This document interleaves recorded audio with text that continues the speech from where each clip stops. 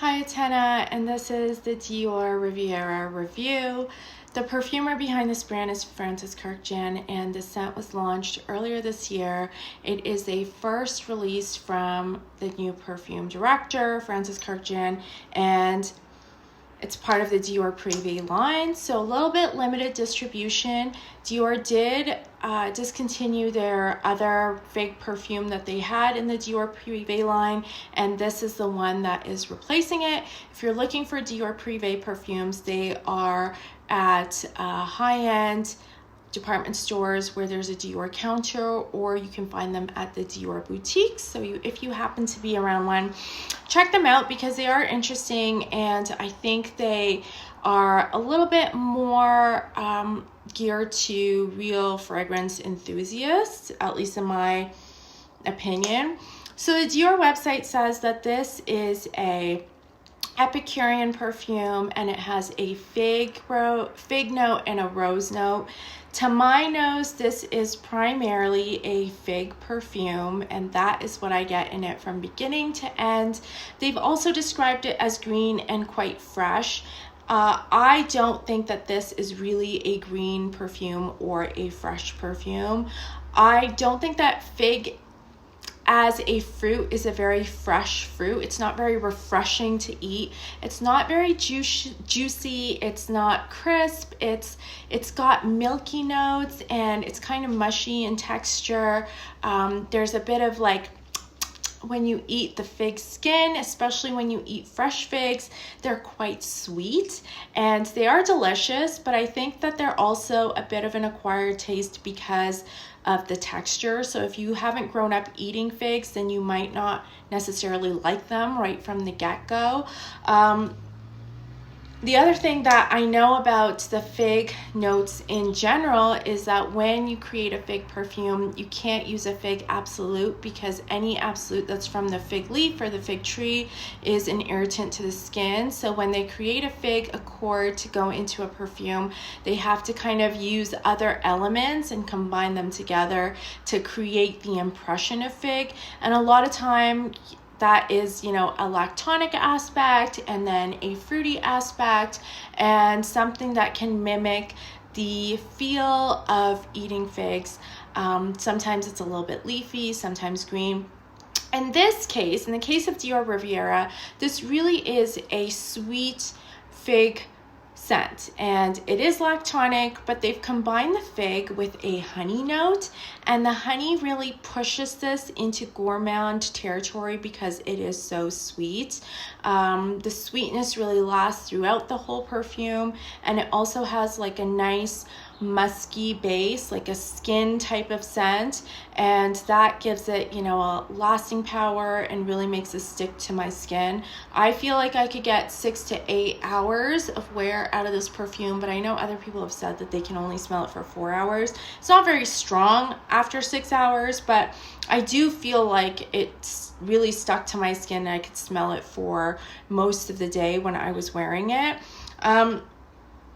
I didn't really get a lot of rose when I smelled this perfume, and I also don't get the greenness in this scent. Like, there's nothing that is green to me. When I think of a green perfume, I think of maybe grassiness, or I think of herbs like maybe mint or rosemary or thyme, and none of that is present in this perfume. They didn't really bring a grassiness or a leafiness into this. There's also nothing that's really refreshing in this scent, and that's why I think it feels like a gourmand to me. There's no citrus, there's no soapy musk, there's nothing like that. This really is a honey, fig, and then kind of a generic musk scent, primarily. Like, it really is cozy and warm and round, and even though it's a gourmand, it's still light and airy, so it doesn't feel very heavy, which is really nice. So I think that if you like gourmand perfumes and you're looking for a fig, then this is one that you should definitely try. I know that a lot of the other fig perfumes on the market are very green, or they are aquatic, and so this is definitely in a different direction. It's not really groundbreaking in terms of perfumery, because it does it is just an easy to wear fig, but it's a nice fig and definitely offers a different take on the fig note if that's something that you want. If you want something that's creamy and fruity and sweet because of the honey, then this is one that you should try. On my skin, honey as a note just doesn't work for me, and other honey perfumes I've tried, I really can't wear them. Zoologist Bee does not work for me, even though that's honey and florals. Hermes Ombre Narguilé doesn't work for me, even though I love it on paper. I think it smells so good. I just can't wear honey. It's crazy to me. And on paper, the honey doesn't come out as much, but when I wear this on skin, it's just so sweet, and it's almost like, when you can hear like a buzzing or like a hum, and maybe it's like a light, or maybe it's an alarm of some sort, and once you hear it, like you can't stop hearing it. It's just like in your head, and it's so persistent and annoying. That's what a honey note is to my nose, that it's like this, it's just an irritant to my nose, and I can like feel it in the back of my throat, and I just don't like smelling a honey note. It doesn't work for me at all.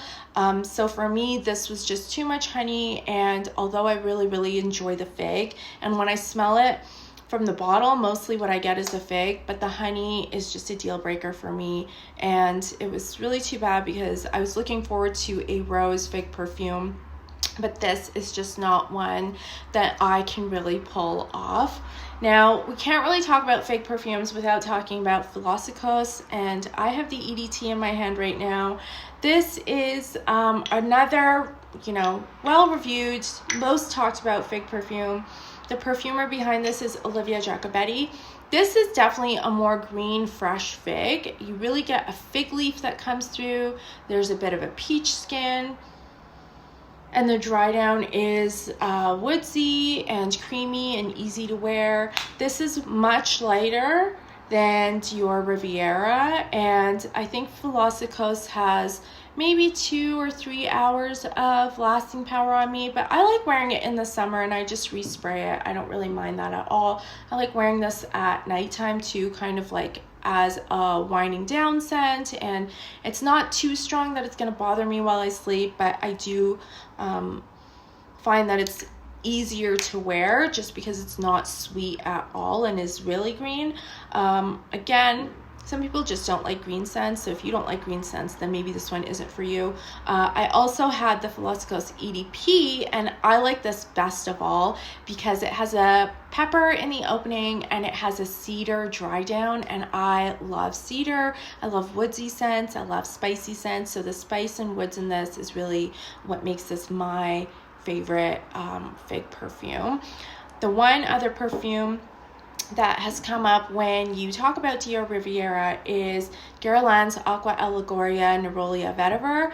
This is not a fig perfume, not at all. I would say that the fig is a top note in this, and that mainly this is a floral vetiver perfume. The floral comes from the neroli, so it's quite fresh.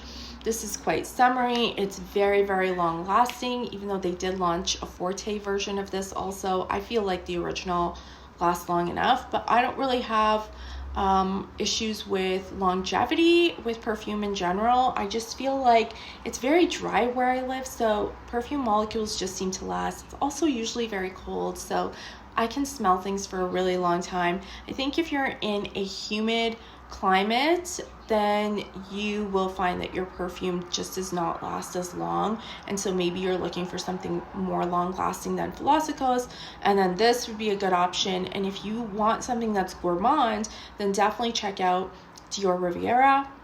Just reminds me of eating Greek yogurt and honey because it is milky and it's sweet.